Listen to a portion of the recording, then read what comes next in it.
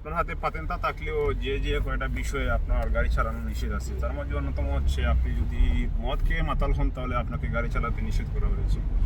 যদি পুলিশ আপনাকে মাতাল অবস্থায় ধরতে পারে তাহলে আপনার বড় ধরনের ফাইন দিতে পারে, এমনকি এই আপনার ড্রাইভিং লাইসেন্স থেকে যে পয়েন্ট থাকবে পয়েন্টগুলো কেটে নিতে পারে।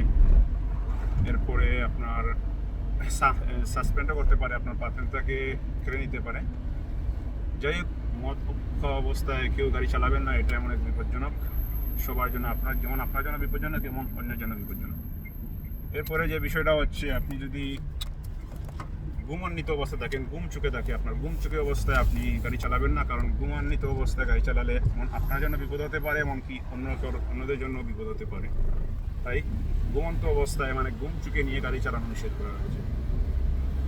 এরপরে যে বিষয়টা হচ্ছে, আপনি অতিরিক্ত খাবার খেলে আপনাকে গাড়ি চালাতে নিষেধ করা হয়েছে। যেমন আপনি এখন গাড়ি চালাবেন, আপনি এখন গাড়ি চালিয়ে এক জায়গায় যেতে হবে, আপনি অধিক খাবার খাবেন না, আপনার পরিমিত খাবার খেতে হবে। যেমন আপনি কারো বাসায় দাওয়াত খেতে গেছেন, এখন আপনি দাওয়াত খেতে গিয়ে দেখা গেছে অতিরিক্ত খাবার খেয়ে ফেললেন, এখন আপনি বাসায় আসতে হবে বা কোথায় যেতে হবে গাড়ি চালিয়ে, আপনার অস্বস্তি বোধ করবে, আপনার গাড়ি চালানোর জন্য যেটুকু শারীরিক সুবিধা দরকার আছে সেইটা আপনি পাবেন না।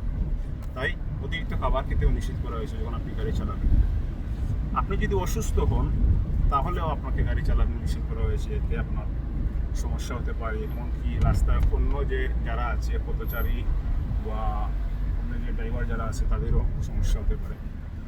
এরপরে সবচেয়ে আরেকটা বিষয় হচ্ছে, যেমন আপনি অতিরিক্ত খুশি বা আপনি রাগান্বিত অবস্থায় আপনাকে গাড়ি চালাতে নিষেধ করা হয়েছে। কারণ আপনি যদি অতিরিক্ত খুশি থাকেন বা আপনি রাগান্বিত থাকেন, তখন আপনি গাড়ি চালাবেন কী করে আপনি নিজেও বুঝতে পারবেন না। আপনার খুশিতে বা রাগান্বিত অবস্থায় আপনি গাড়ি গতিসীমা বা গাড়ি কোন দিকে নিচ্ছেন, কোন দিকে যাচ্ছে গাড়ি, সেটা আপনি বুঝতে পারবেন না।